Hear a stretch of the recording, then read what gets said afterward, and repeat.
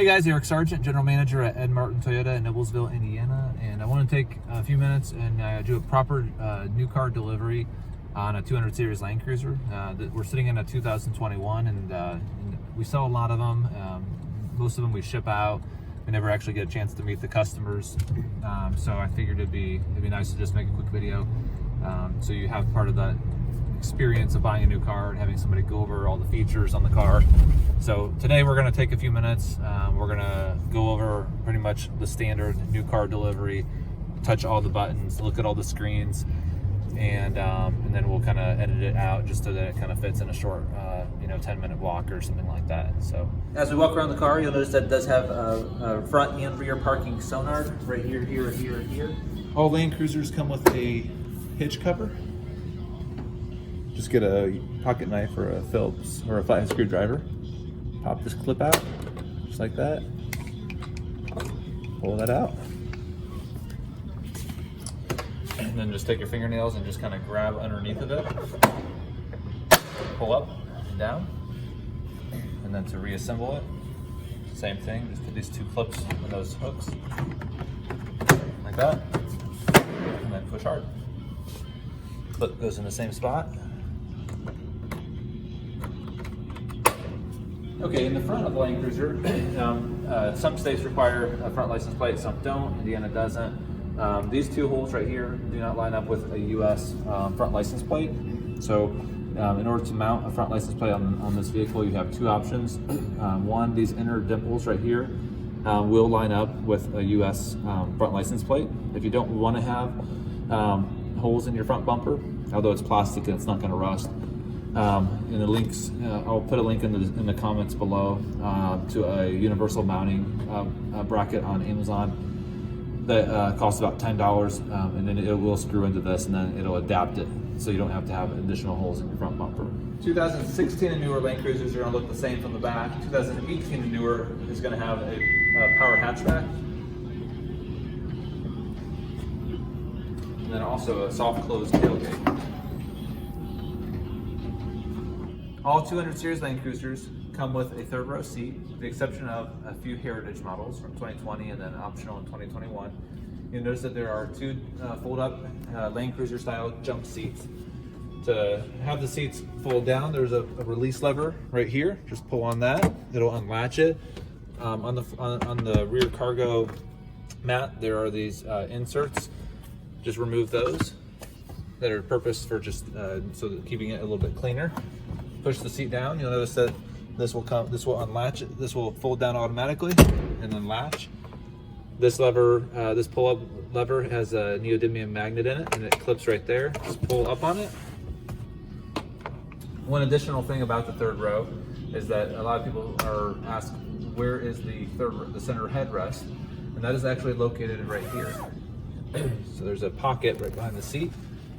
Inside that pocket, you'll find your third row headrest, which slides in right there. And when you're done, it goes right back in the pocket and zips up. And then opposite, push the seat back up. Pull on that. You can see it's got an assist strut right here. Once it gets to the upright position, it's not going to fold down automatically, but you do want to give it a small tug until it clicks, and now it's secured properly. Also in the third row, your restraint seat belt does slide in an actual plastic area right here to keep it nice and tucked out of the way. And then there's also a 110 watt power inverter built in the car. You'll notice an additional cubby right here. Go ahead and pull that out.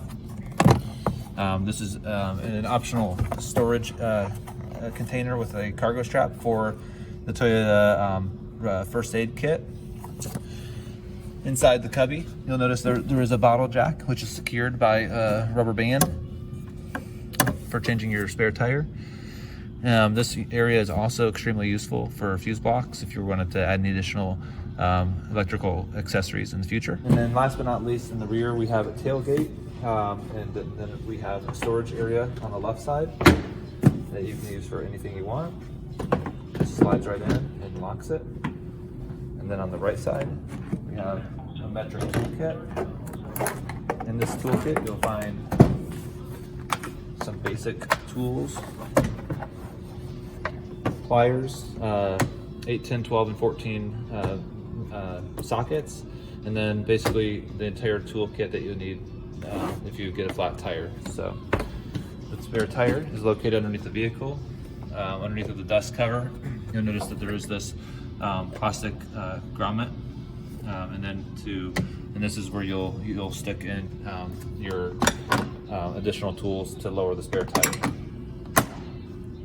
When you close this tailgate, if you don't shut it all the way, the car will automatically grab it and pull it back in snug. And then to shut the tailgate, just the power button right there.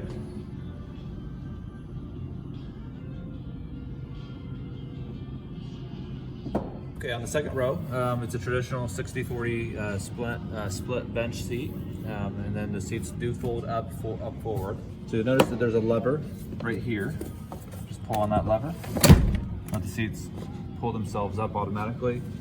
You'll notice that there is a cargo strap that's tucked underneath of the seat. Just Velcro it all the way to the top.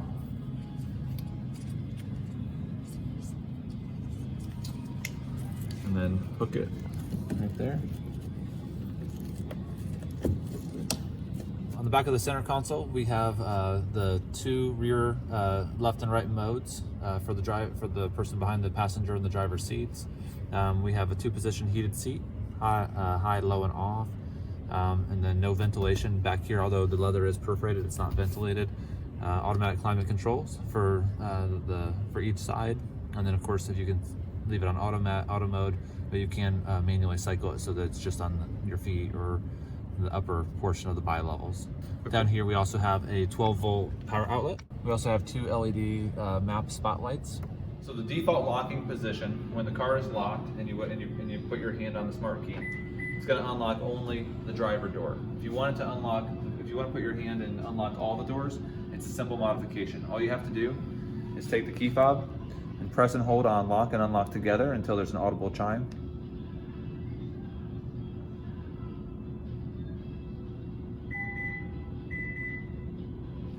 And now we'll go ahead and lock it.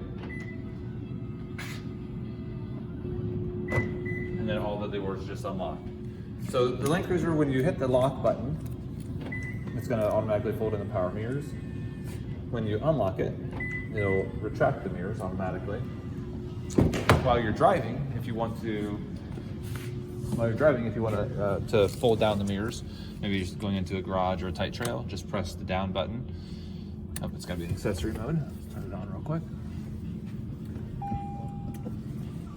When it's in the down mode, the mirrors will fold in while you're driving or while the car's engaged and running. And then to retract the mirrors back out into their normal position, just press the up button. And as long as it's in the middle mode, then it'll function with the lock and the unlock. If you don't like the mirrors to power fold, then just press it and just leave it in this mode all the time, and then it won't function with the locks. A couple more buttons while we're in this general vicinity. We have, of course, the headlamp washer button right here. We have the parking sensors that we can turn off if you're in a drive-through. We have the automatic high beams, and then of course we have power mirrors. We also have 2 additional blank plugs right here and here. This one we've installed some rock lights to work as like a puddle light. And then of course there's another blank here. Up here we have the interior illumination twist dial, and then the trip auto reset button right here.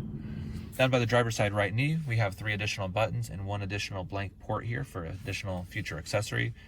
We have a power button for the rear hatchback. Don't know why you would want to shut it off, but maybe if you had a tire carrier or a rear bumper, you wouldn't want that to be automatically powered. So in that case, you would use that function. But default, I think for most people, you'd want to leave that power functionality on, because you can actually open the rear hatchback from the key. To open the rear hatchback, you just press and hold for 2 seconds. This is extremely handy nowadays when you go to the grocery store and somebody comes out and puts groceries in the back of your car. You can have the door open for them, and then to shut it, you do the exact same thing. Press and hold for 2 seconds, and then the hatchback will close itself automatically. This button right here is your forward collision system. So obviously the car knows how fast you're going. with the speedometer, and it knows how close you are to the object that's in front of you via the millimeter wave radar that's behind the Toyota logo, that's used for your adaptive cruise control. If the car determines that your speed is approaching an object too quick, then the car has the ability to apply brake and prevent a collision. If you don't like that feature, you can press the button right there and turn it off and turn that function off. The car has 3 position memory seats on the driver's side. The driver's seat, 1 would be used for driver 1, 2 for driver 2.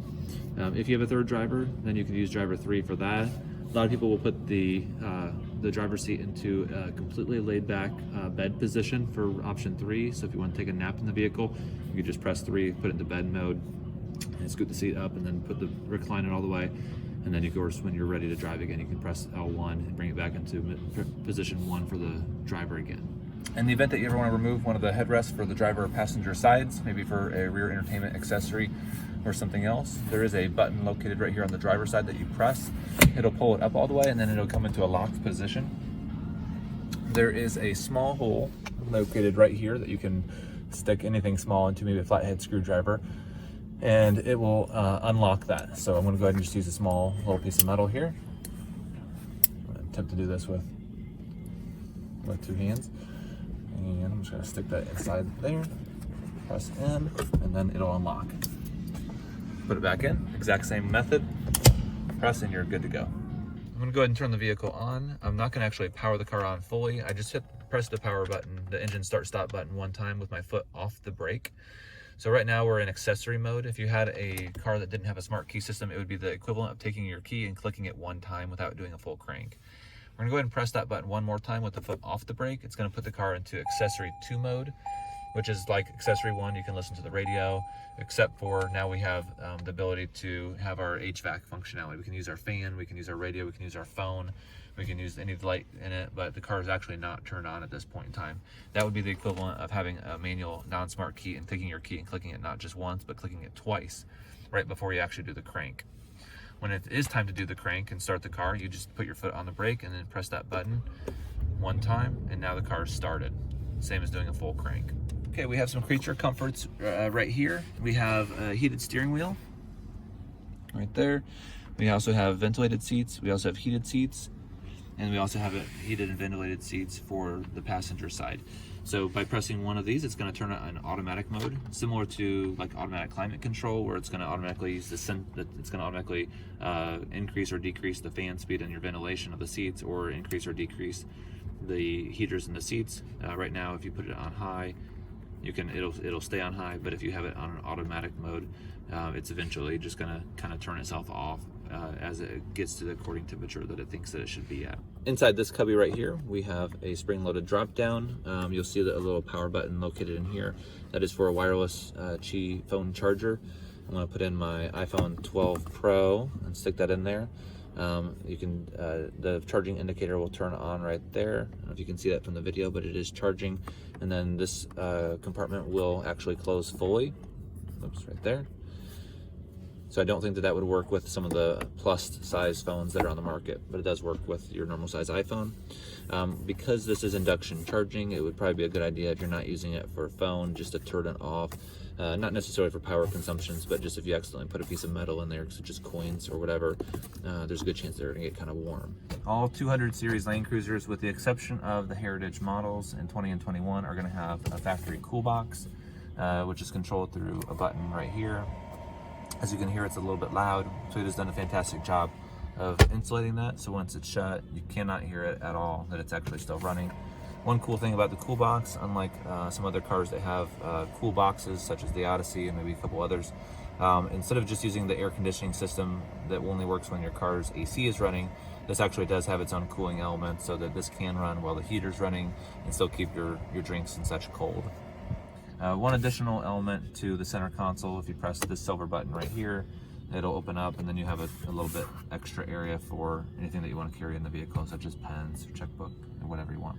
On the roof liner, we have an upper center console with a couple of things. We have a sunglasses holder. We have 2 individual map lights or spotlights right there and there. Right now it's set up to be synced with the door, so if the door opens, it'll slowly dim and then slowly dim down. You can turn the lights on and off. If you need to see something at night, you can just press that button right there. And then we also have the moonroof, of course. You can open and close it. This is a pop open on the left side, and then we have a full open on the right side with automatic mode. We'll go ahead and stop it. And then we have something called Safety Connect. This is the only connected service that this vehicle has that Toyota offers. This is gonna, if the car is in a collision with airbag deployment, it's gonna call the Toyota call center. The car will then call you from a call center. They're gonna ask you if you're safe. If you don't respond within 1 minute from the steering wheel or by pressing the button, then somebody's gonna call you and they'll send emergency dispatch if you don't respond to that. This is a trial for 1 year for free, and then I think it's about $70 per year to continue that service. Okay, we have sun visor for driver and passenger side. They are illuminated right there when it's opened on both. Both are adjustable, and then we also have an additional visor there, so you can have maximum blockage of the sun. And what we have here is we have basically what I'm trying to point to at this right here. Actually, and this is going to be slightly annoying on this video because it's going to want me to keep on hitting this back button since the car's in accessory position. So ignore that. At the very top here, you're going to have an I button. We're going to have the car. We're going to have another logo that stands for navigation. There's an audio button. And then you'll notice that there is a right and a left arrow on here. So we're going to cycle through all these menus and talk about them real quick. So we'll start with the first one, which is the I logo. And you'll notice also that on some of these, there is a scroll wheel. So on the right-hand side, that's just going to indicate that there's more information that we want to talk about on this particular menu. So we're on the I menu, and then to navigate back and forth on these menus, there is a left and a right button. So I'm going to press this button. It's going to take me to the next menu. Left will take me back. And then to go up and down, we're going to use this button right here. And then we're going to go through these. So for starters, we'll start with the digital split. Actually, let's go to the very top. So right now we have the current fuel economy. And of course, the car's not moving, so it's at 0. But as you're going uphill or downhill or coasting, highway, city, whatever, you can see what kind of fuel economy you're getting at that particular moment. If we scroll down, we also have the average fuel economy since the reset. We have the range till empty. This car has a 25-gallon fuel tank. We also have a miles per hour since reset of the tripometer. To reset the tripometer, there is a button located right here that you can press and hold, and then there's also the illumination for your backlighting right next to it. Let's go back here, and then we also have an economy game that Toyota has made that you can try and keep your driving habits inside the little bracket. It'll get you better fuel economy. We have a digital speedometer, which is nice and handy. We also have a sway warning. So obviously the car has a camera system up in the right behind the rear view mirror, which is going to essentially watching the lane, so they can notify you that if you're approaching a lane departure assist. So if you do that in a certain amount, if you hit the lanes or kind of sway back and forth too many times within a certain amount of minutes, the car is going to basically show you a brewing cup of coffee, basically just telling you to pay more attention.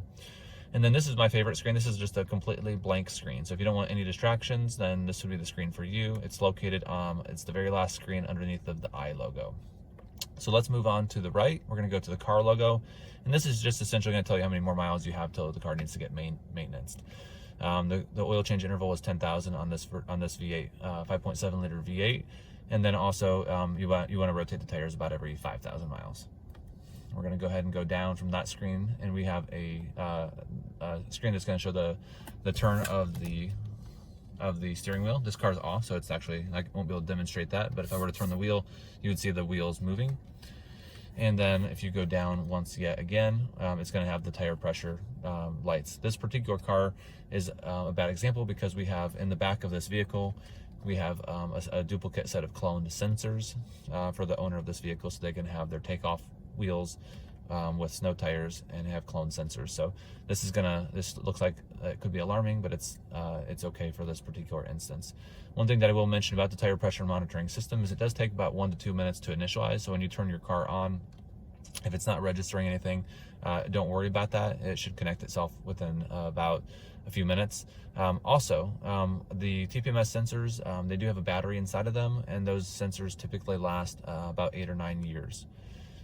Let's go ahead and go down once more, and we're back on the miles. This is how many miles till the car has scheduled maintenance, and then we're back to the main screen. We're gonna hit right one more time. We're gonna take it to the compass, and on the compass, there is no additional screen. So if I press up and down on the steering wheel, it's not gonna do anything.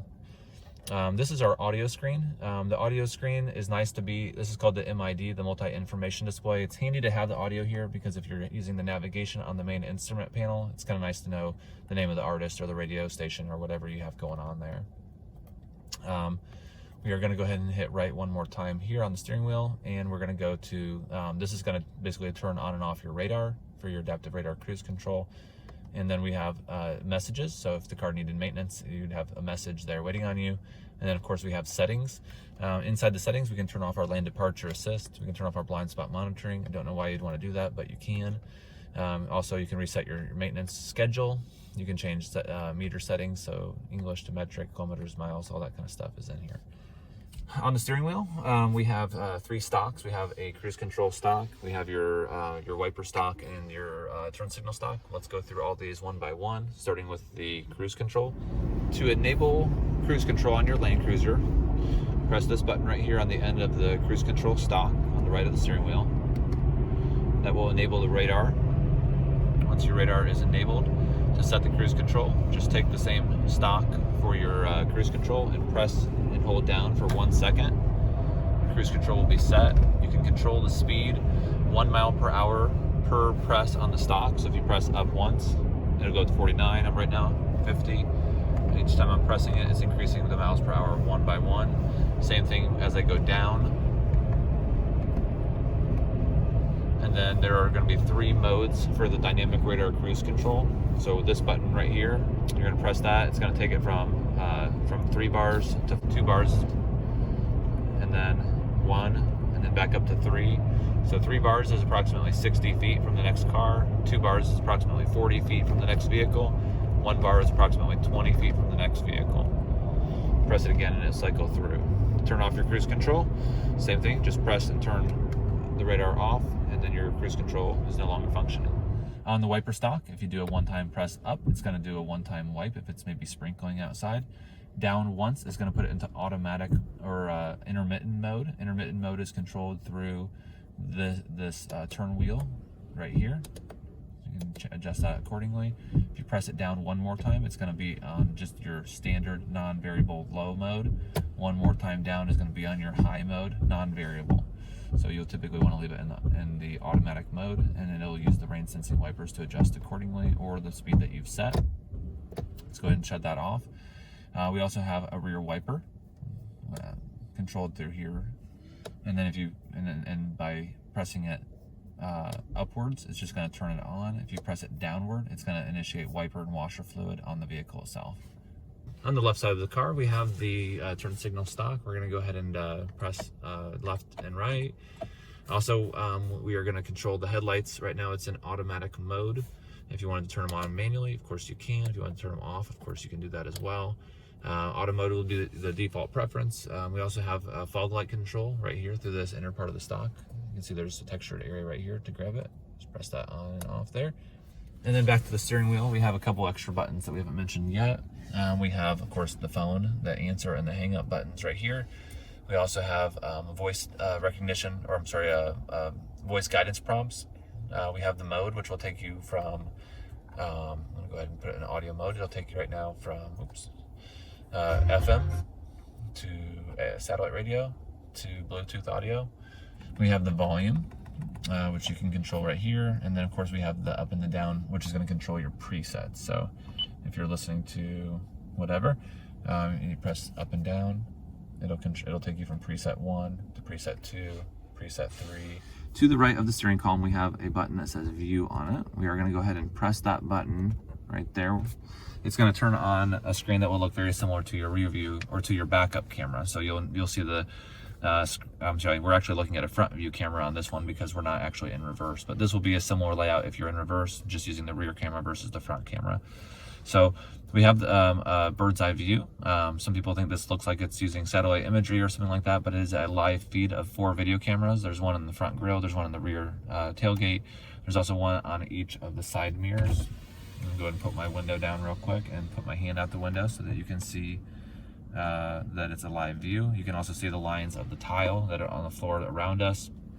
And this is a very handy feature, especially if you're in a tight parking spot or you're near a curb, that you can see exactly where you're at, you know, instead of opening the passenger door and asking your wife or whoever, am I parked straight? Am I in the lines? Do I have enough room to get out? You can press the view button and then you can exactly see, you know, where you're at on the ground. This does work in night vision as well.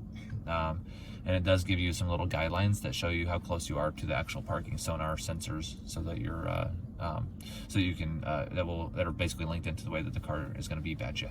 That also works on the front as well. We do have a fishbowl camera on the front end. This is a handy feature because as you enter your garage, you may have a lawnmower or a trash can or a bike or whatever in front of you, and this is going to give you no excuse to scratch your front bumper or hit anything that's in front of you because you can see it from the front camera. If you press the auto button right here, the car is going to automatically turn on this camera once you get inside your garage, because it knows that you're approaching an object at a low speed. I'm going to recommend leaving that off for some people if you're motion sickness, because if you're in stop and go traffic and your screen keeps turning on and off, it could give you a different orientation.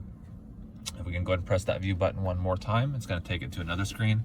This is a fantastic screen right here, because you know exactly how close your wheels are to an object such as a curb.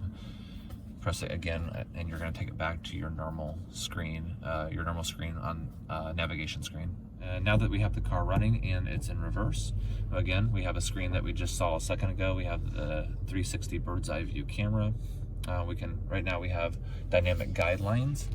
So as you can see, as I turn the wheel, it is giving you your approaching pathway. Also has a red line right here, which is going to be the amount of room that you need to leave before your tailgate may hit the object behind you. So if you have a car that's inside that red line, you can assume that your tailgate is going to hit that. So obviously adjust accordingly to that. If you press this button right here, it's going to let you choose a couple different views, and then we're going to go ahead and turn off the guidelines completely and then hit it a third time, and it's back up to your normal suggested paths. Right here is a full screen bird's eye view camera. And if you press that screen right there, it's going to give you a half or maybe like a 3/4 and a 25% for your 360 and then your normal screen. So the radio on the car is going to want to default to the navigation screen. So if you're on your audio screen, of course, sometimes you may want to look at it and see the radio station data as it changes from song to song or station to station. But the car itself does not actually let you keep it on the radio screen. So after about 30 seconds, it's going to switch back over to the navigation screen. So that's a little bit annoying to some people, including myself. So the workaround on using that would be to default to the home screen. So the home screen is the only option of these buttons right here that isn't going to automatically default back to the navigation. So as long as you're on the home screen, it's going to stay there. If you're on navigation, it'll stay there. If you're on anything else, it's going to default back to navigation after 30 seconds. So you want to make sure that you put a little bit of thought into how you want to customize your home screen. The home screen is customizable to some extent. All Toyota cars have it. There's a little button right here that says customization. So right now it's a panel of 3 pieces of information. On half the screen we have the fuel economy economy rankings. We also have a compass, and we have the radio. So this is a poorly designed layout, unless this is what you really want to see, which is kind of the opposite of what you want to see on a Land Cruiser, fuel economy wise. So we're going to hit the customization. We're going to change the layout. You can do a dual 50-50 mode, or you can do one of these 50-25-25 modes, whether you want the big screen on the left or the big screen on the right. That's up to you. So I'm going to go ahead and change it to this one, which is my personal preference. On half the screen, I'm going to have something here. I'll probably put the audio. I'll take the audio and I'll make that the weather, and then I'll take the compass and maybe make it fuel economy or something different. So to change this around, you're just going to press the little button right here, the customization button, customize home screen, and let's go ahead and take the audio and let's throw it on that side. Give it a second, the screen will refresh. Now I have the audio on half the screen. If I want to press it again, I'll go ahead and take the weather, and I'll stick that up here in the corner. And then I may want to leave my compass where it's at. Let's say that I do want to see the fuel economy. I'll go to fuel consumption. I'll put it right there. Let the screen refresh, and now I have a customized home screen. As long as when you get in the car, it's going to turn on and go to navigation by default. But when you hit the home screen, it'll stay on the screen until you're ready to switch it to something different. So what you can do now at this point is that the screen is set up the way you want it. If you want to press audio, you can go back in here and you can adjust your stations. One thing that's kind of cool about Toyota is that some manufacturers like GM and others don't let you do is that you can intermix your bands. So right here we have an FM band, an AM band, another AM band. We also have XM bands that are incorporated into this layout, which is kind of nice. We can go ahead and hit source. We're going to have a couple different options, AM, FM, XM. We're also going to have the Bluetooth. We're going to have a legacy auxiliary port, which is located down here by the four-wheel high and low selection. It's a 1/8 inch headphone jack. And then there's a USB port as well that you can use for an Apple product. And then we have the AV input as well. So I'm going to go ahead and hit audio again, take us back to the main screen. We can select the radio station that we want to listen to. Let's say that we want to listen to XM radio. I won't use that as an example because we're actually inside right now and I don't have a signal. So let's go back to an FM band. We'll use the tuning knob located right here. Tune it to a station that you like. We'll go ahead and just put it on a local station out of Bloomington, Indiana. We'll click that. We'll press and hold for 2 seconds. It's going to beep. It's going to store it, and that works the same way for AM and for FM. All right. So we'll go back here. Now that let's go ahead and hit the home button. Return to our main route default screen. We're going to have the weather. Right now it says it's 36 degrees outside. Again, we're inside the vehicle right now, inside of our delivery area, so it's a little bit warmer. It's 51 degrees. So the reason that these are inconsistent is because this is using a thermometer that's actually on the car, and that's using data off theweatherchannel.com, which updates about every 10 minutes or so. It's getting its data through digital. It says HD radio logo right there. So it's actually pulling this weather data every 10 minutes from a local HD radio station. So if you're in a rural area and maybe you have non-HD terrestrial radio, this function is not going to work, but it will work as long as you're in a metro that has digital radio stations. And I think in our location, it's pulling off a PBS station. So again, back to our home screen right there. I went ahead and touched the quadrant that we're in here, which gives me a little, tells me my location, my temperature. And then if I actually touch that, I can also choose between like a 3-day outlook as well as a 6-12 hour outlook as well. So a little bit of nice information if you don't want to touch your phone while you're driving or you don't have your phone with you. So let's go back to the main home screen. We also have the fuel economy range. This may be depressing on this particular vehicle, but all your data is sitting right here. So you can see your average speed, time elapsed. You can also see the range till empty, which is kind of nice. And then it has a little graph here that you can see your fuel economy charted out. And then it's going to give you a current fuel economy rating, which is nothing right now because we're not moving. And then it'll chart it over a period of 15 minutes, which can be handy if you're traveling on the highway versus in the city. You can kind of see how the car's actually performing in the fuel economy area. So that's our home screen. And again, you can customize it to anything that you want. Audio, climate, navigation, fuel consumption, and weather are your options. And then you can do a side-by-side 50-50 ratio, or you can do one of these 25-25-50 ratios. So now we're actually going to pair my phone to the vehicle. So right here, I'm using an iPhone. Go ahead and unlock it here. And let's go ahead and go into settings. It says, do you want to pair your phone now? We're going to go ahead and hit yes. Go ahead and go to settings and Bluetooth. And we're going to let the car find itself. We have a hands-free link here. It's going to update the name from hands-free link to Toyota Land Cruiser. I'm going to go ahead and press that. It's going to say, do you want to allow contact syncing? Of course, we do want to do that. It says connected for audio and for phone. We're going to go ahead and press OK. And so now the car is connecting. I have a lot of contacts in my phone, so this may take a few minutes. In the meantime, we'll just go ahead and edit out the video for the next couple minutes until this updates. Okay, now that our contacts have been synced up, we're going to go ahead and show. I do want to add in one critical step if you have an iPhone. So right here where it says Toyota Land Cruiser, we're going to go ahead and hit the I button that's right here next to connected. And then it says show notifications. That's going to enable the car to push through text messages. So if I get a text message from my wife, it'll say on the screen, it'll say Lisa. It'll say you have a text message from Lisa. would you like to read it? You can press yes, and then it'll read aloud the text message. If you hit ignore, then it'll ignore it. So that's how that works. Now that we're completely set up, I'm gonna set my phone down because we don't need that anymore. Of course, it tells us the signal and the battery strength and the little Bluetooth icon that we are connected. And then if I wanted to dial, if I wanted to connect, or if I wanted to dial somebody, then let's say that it's somebody's name that starts with an H. I'm going to go ahead and press, just kind of like on an old school phone where you'd hit the whatever key number it is to get to the H. You'd hit it 2 times, or if it was an I, it'd be 3 times. Or I want to go to the H's, so instead of hitting G and then scrolling down, I'm just going to press that twice. That's going to take me to the H's. So now I'm in the H's. If I wanted to go to somebody that's in the R's, I'm going to go ahead and hit that button 3 times. 1 for P, Q, and then R. And now it's going to take me to the R's. You also have a dial pad, which is nice. If you were listening to the radio and you had to dial the 800 number for a solicitation, you can dial whatever number. You can go back to your contacts. You also have your call history, and then also you have your favorites, which we haven't set up any favorites yet because we just paired the phone. It's not going to automatically import the favorites that you may have set up in your actual cell phone. So let's go ahead and go to contacts. All right. So now that we found a name that we want to store, we can just go ahead and press that little star button next to it. If I wanted to add another person here and maybe another person here, now I can go to my favorites, and then I'll have those people stored as a favorite, so I don't have to go into the contacts and show that every single time. Just as easily, you can remove those favorites if you want. Go back to favorites, and then you'll see that they're removed. So one thing that you want to make sure that you keep note of as you replace the car, whenever that time may come, is you want to delete the phone. So I'm going to go ahead and hit phone, settings. I'm going to go to connect phone. My iPhone is connected. I'm going to go and hit remove. Touch the phone. Would you like to remove the device? Hit yes, and then your phone is successfully removed.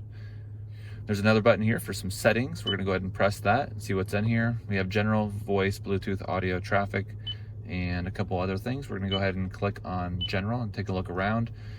We can adjust the clock. One thing that I love about the Land Cruiser is that it has a very antiquated clock, kind of like on my FJ60, it has a clock that looks like this. It's a quartz clock. If the screen ever breaks, you're still going to have a clock on it. And that goes for the driver and passenger climate functions as well. So what we're going to do is we can click clock here. We're going to go ahead and you can automatically adjust for daylight savings time. You can auto adjust for GPS if you're traveling from a different time zone, and it can click that automatically. If you want to adjust the clock, and right now it's on auto adjust by GPS, just click that, turn it off, and then you can adjust your hours. So right now it's at 1:34. Go ahead and adjust it to 12, 11, so on and so forth. But typically you can just hit adjust by GPS, and then it'll get rid of the functionality of adjusting the clock, and then you're back in business. Also in the general settings, you can adjust your language. You have French and Spanish. You have units of measurement. You can do miles, kilometers, etc. Go back one. You can change the color of the buttons. You can change whether you like or don't like the beeping that we're listening to right here. You can change your keyboard layout for your navigation to QWERTY or to just normal, alphabetical. You can adjust some additional background customizations. If you have a JPEG on a thumb drive, you can load it into the USB port, and you can upload images here as well. And of course, you can delete all your personal data. So if you sell the car, you can go ahead and delete all your data forever off the vehicle. One thing that is actually not going to delete is the HomeLink, which is right here. So as you can see, the car does have 3 garage door buttons located in the bottom of the rear view mirror. So to set the rear view mirror, what we can do is we can press on buttons 1 and 3, just like this. We're going to press these 2 buttons for 20 seconds. It's going to reset the system completely. So if you were selling the car or you're buying the car, you want to make sure that you have the system reset. It's been 20 seconds, so you saw that light rapidly blink there. Now we know the system is completely reset as a whole. Now we can engage actually setting the garage door. So what we're going to do is inside your garage, as long as it's within 20 years old, it'll have a rolling code unit. What you're going to want to do is you're going to grab your clicking device that you have that came with your garage door. You'll want to press the button that you want to set it to, whether it's 1, 2, 3, to the according button right here. Press both buttons together for about 5 seconds or so. It's going to do the first handshake, and on the second handshake, there'll be a physical button on your garage door unit. You'll press that button, and then you'll get off your ladder, get back in the car, and then you want to press and hold this button for about 2 seconds. Let go. Press and hold for 2 seconds. Let go. And then it'll either connect on the second press, or you can press and hold for 2 more seconds, and then it'll connect on the third beep. That's all it takes to set up HomeLink, and then the system will blink rapidly, confirming that the HomeLink is actually set up. So we are going to show how the screen operates in for low. So let's put the car into neutral, and then turn it into low. And so we can see a couple of different things here. First of all, we have the dynamic guidelines. So if you're trying to hit a certain line off-road, point to it, and then just kind of put it into drive, and then just let the car point to the line that you're trying to get to, like that. Also, we have an inclinator. We also have an automatic mode, similar to the slow start mode. And then we can also see the sides of your trail or the sides of your car. So if you're trying to hit a certain rock or avoid a certain rock or whatever, you can kind of see that. So it's kind of like off-roading cheat mode. Okay, I'd like to take a minute and show you the different multi-terrain selections. So as you can see, this knob is going to have two functions. It's going to have the crawl control, which we'll talk about in a minute, and then MTS, which is multi-terrain select. So when the car's in low, then you're going to be able to take this knob and shift it through a few different features, letting your traction control know what to expect. It's going to adjust the sensitivity higher and lower, whether it's on sand or whether it's on rock or anything that's in between. First option is mud and sand. Second option is loose rock. Mogul is the third option. Dirt and rock is your fourth option. And then rock is your fifth option. So we're gonna go ahead and enable the crawl control. Of course, the car has to be in low mode, and it can be in drive or in reverse. We have 4 different settings here, 5 different settings for speed, 1 mile an hour through 6 miles per hour. So about 1, 2, 3, 4, and 5, and then maybe another one that's somewhere in the middle. We're gonna go ahead and enable the crawl control by pressing this button right here. Right now it's in the lowest setting at 1 mile an hour. We're gonna go ahead and take our foot off the brake. It's important that you keep your foot off the brake on this because the car is doing all the work for you. So if you're stuck, you do not wanna have your foot on the accelerator. The car is intended to be doing this for you. And obviously you'll notice a lot of the weird sounds from the anti-lock brakes and everything, and the traction control, vehicle speed sensors and everything talking to each other. The crawl control can operate with and without the center diff locked. This is your turn assist. The point of this is to essentially shave off about 4 or so feet off your turning radius. The way to enable that is first you'll have to put it into drive, enable your crawl control, and then press your turn assist.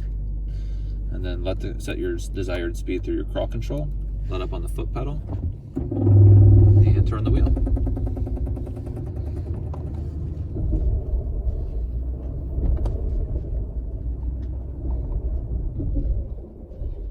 Thank you for watching. Hopefully you know a little bit more about your Land Cruiser. If you guys have any questions, please feel free to ask questions in the comments below.